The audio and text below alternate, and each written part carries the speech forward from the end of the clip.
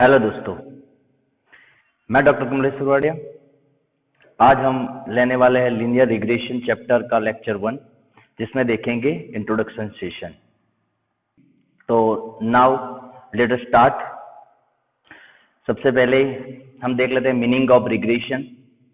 A functional relation between two correlated variable is called a regression. Simple linear regression में हमें ये देखना है कि अगर कोई दो वेरिएबल्स है आपस में डायरेक्टली और इनडायरेक्टली कोरिलेटेड है तो उनके बीच का जो फंक्शनल रिलेशन शो करता है वो है लीनियर रिग्रेशन, वो है मीनिंग ऑफ रिग्रेशन।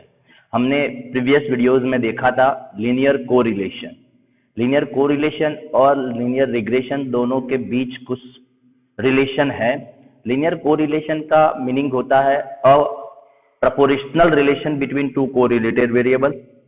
ठीक है, इसमें एक न्यूमेरिकल आंसर मिलता है हमें। दो वेरिएबल्स के बीच का जो रिलेशन है वो पॉजिटिव नेगेटिव हो सकता है। रिग्रेशन में हमें क्या फाइंड करना है, तो फंक्शनल रिलेशन फाइंड करते हैं। ठीक है, दो रिलेशन के बीच एक मैथमेटिकल इक्वेशन हम प्रिपेयर करते हैं, तो वो है मीनिंग ऑफ रिग्रेशन। ठीक है, इसके बाद देखते हैं linear regression model. In a regression model, dependent variable y as a linear function of independent variable x expressed in a mathematical function। यानी अगर y डिपेंडेंट वेरिएबल है और x इंडिपेंडेंट वेरिएबल है और इन दोनों के बीच का जो रिलेशन हम एक मैथमेटिकली या फिर फंक्शनली शो करें तो वो कैसा हो सकता है, y is equal to alpha plus beta x plus u, जिसमें y क्या है तो हमारा डिपेंडेंट वेरिएबल है, x इंडिपेंडेंट वेरिएबल है। इसमें a और b दोनों की वैल्यू कांस्टेंट है और u का मतलब होता है डिस्ट्रीब्यूट वेरिएबल्स ऑफ मॉडल। ये मॉडल के बारे में हम डिटेल में डिस्कस करेंगे। अभी देखते हैं method of fitting regression line. यानी regression line, regression model, regression equation हम कौन से मेथड से प्रिपेयर कर सकते हैं। तो there are two method. First one is scatter diagram method, second one is least square method. Let us first show the scatter diagram method. So we will draw a line such a way that it is close to almost all the points of scatter diagram and give the best estimate of relationship between x and y. First line called the regression line of y on x। यानी हमारे पास दो variables का जो data है x और y plot करते हैं और प्लॉट करने के बाद इसके बीचों से उसके क्लोजली एक लाइन ड्रॉ करते हैं और ये जो लाइन एक रिग्रेशन लाइन होती है। ठीक है, so this is a very simple method to getting regression line but not give a accurate estimate of relation between x and y। देखो ये बहुत ही सिंपल मेथड्स है लेकिन x और y की जो रिलेशन उनके बारे में हमें एक्यूरेट रिजल्ट नहीं दे पाती। इसके बारे में डिटेल में डिस्कस बाद में करें। अभी देख रहे हैं लीस्ट स्क्वायर मेथड। तो this is the important method for your examples, your syllabus as well as finding regression line. तो सबसे पहले एक इलस्ट्रेशन देख रहे हैं। सपोज यहाँ हमने एज्यूम किया दो वेरिएबल्स, एक प्राइस जो हमारा एक्स वेरिएबल्स है और डिमांड जो हमारा वाई वेरिएबल्स है। हम देख रहे हैं यहाँ कि जो प्राइस अगर 10 रुपीज है तो हमारी डिमांड 18,000 है। ठीक है, और जब जब हमारी प्राइस इंक्रीज हो रही है तो डिमांड डिक्रीज हो रही है।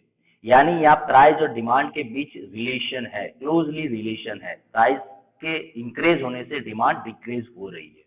ठीक है, अब बात यहां हमें देखनी है कि अगर प्राइस 14 है तो फिर डिमांड क्या हो सकती है। ठीक है, तो अगर हमें यहाँ डिमांड फाइंड करनी है, ठीक है, और डिमांड को हमने क्या दिया है नाम, वाई वेरिएबल, तो फिर यहाँ रिग्रेशन लाइन कैसे होगी देखिए। तो फिर हमें यहाँ क्या करना होगा, regression equation of regression line on y on x. हम यहाँ कौन सी रिग्रेशन लाइन फाइंड करेंगे, वाई ऑन एक्स। ठीक है, यानी x फाइंड करना है तो हमारी रिग्रेशन लाइन होगी y ऑन x। तो फिर y ऑन x है तो हमारा इक्वेशन किस टाइप का होगा, तो y cap is equal to a plus b x. अगर हमें y फाइंड करना है तो हमारी रिग्रेशन लाइन होगी y ऑन x और उनका इक्वेशन है y cap is equal to a plus b x, जिसमें b का मतलब होता है बी वाई एक्स। b का मतलब क्या है, बी वाई एक्स, और बी वाई एक्स का मीनिंग है regression coefficient of y on x। देखो रिग्रेशन कोफिशिएंट दो हो सकते हैं, y ऑन x भी हो सकता है, x ऑन y हो सकता है। अगर हम regression line y on x find कर रहे हैं तो यहाँ b का मतलब होगा बी वाई एक्स, और बी वाई एक्स क्या शो कर रहा है, regression coefficient of y on x, जो हमें फाइंड करना होता है। और ए का मतलब है इंटरसेप्ट ऑफ रिग्रेशन लाइन। तो ए और बी दोनों कांस्टेंट है, वो हमें फाइंड करके ये इक्वेशन में रखेंगे, ठीक है, तो हमारी रिग्रेशन लाइन हमें मिल जाएगी। तो ये हुआ regression line on y on x। अब हमें देखना है आगे, देखो यहाँ पे कि अगर डिमांड 5000 कब होगी, कितनी प्राइस होने पे हमारी डिमांड 5000 होगी। तो यहाँ क्या है, वेरिएबल y है हमारे पास, हमें क्या फाइंड करना है, वेरिएबल x।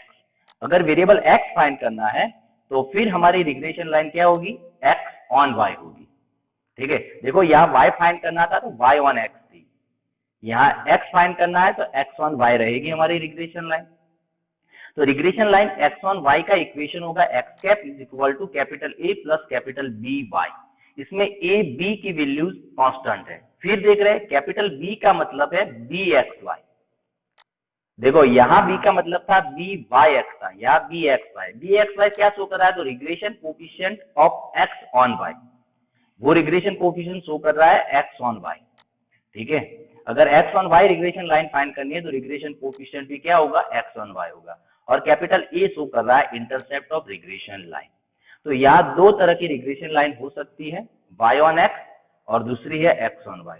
लेकिन जो बच्चे गुजरात स्टेट बोर्ड में स्टडी कर रहे हैं स्टैंडर्ड 12th में, उनके लिए सिर्फ ये मेथड ही करनी है, y ऑन x।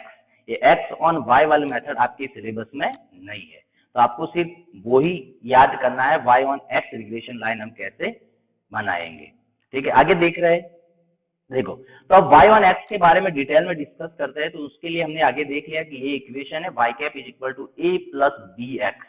इसमें सबसे इंपॉर्टेंट चीज है b का मतलब होता है b बाई x। तो सबसे पहले हम ये देखेंगे b कैसे हम फाइंड करेंगे। तो b फाइंड करने के लिए हमारे पास ढेर सारी फॉर्मूलाज है। इसमें सबसे फर्स्ट फॉर्मूलाज है कि use when value x and y are small and integers. अगर x और y वेरिएबल्स की वैल्यू स्मॉल है और इंटीजर्स है तो हम ये फर्स्ट वाली फॉर्मूला का यूज करेंगे, ठीक है।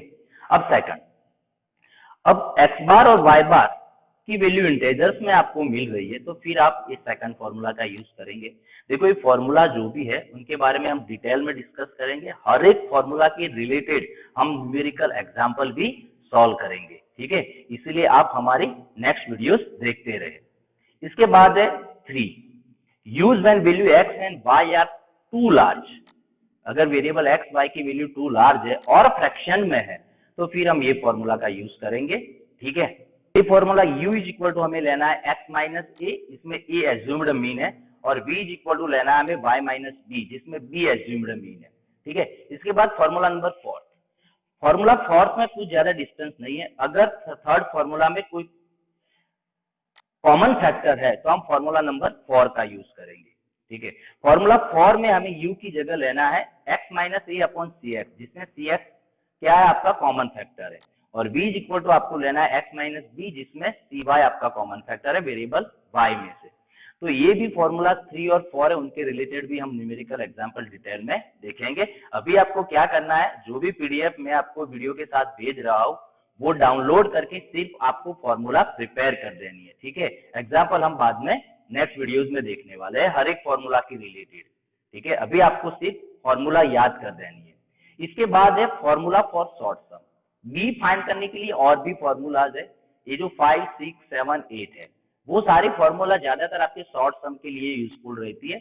अगर ये फॉर्मूला में जो भी आपको वैल्यूज दिख रही है, covariance x y, standard deviation है, x minus x bar, y minus y bar, ठीक है। तो ये अगर वैल्यूज आपके पास है तो आप डायरेक्टली फॉर्मूला 5, 6, 7, 8 का यूज कर सकते हैं, ठीक है।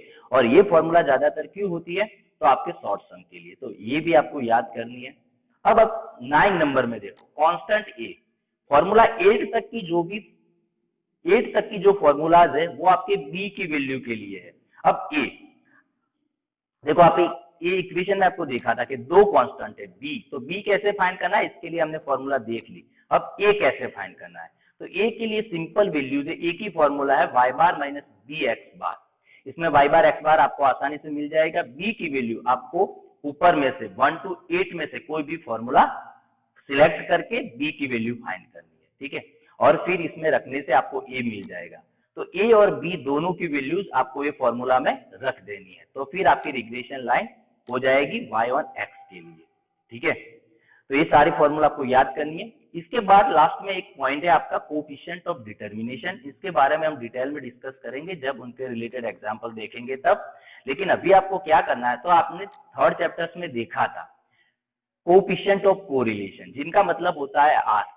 तो ये कोफिशिएंट ऑफ कोरिलेशन फाइंड करने के बाद क्या करना है, आपको उसका स्क्वायर लेना है, ठीक है। और स्क्वायर करने के बाद जो भी आंसर आएगा उसे हम बताएंगे कोफिशिएंट ऑफ डिटर्मिनेशन, ठीक है। और कोफिशिएंट ऑफ डिटर्मिनेशन को हम डिनोट करते हैं कैपिटल आर स्क्वायर से, और कैपिटल आर स्क्वायर का आंसर 0 और 1 के बीच ही रहेगा, ठीक है। तो यहां तक ही दोस्तों आज हमें करना है। आप सबको फॉर्मूलाज याद करनी है। नेक्स्ट वीडियोस में हम फॉर्मूलाज के रिलेटेड, हर एक फॉर्मूलाज के रिलेटेड सम करेंगे, शॉर्ट फॉर्मूलाज के रिलेटेड भी एग्जाम्पल सॉल्व करेंगे, ठीक है। तो आज के लिए बस उतना ही, धन्यवाद।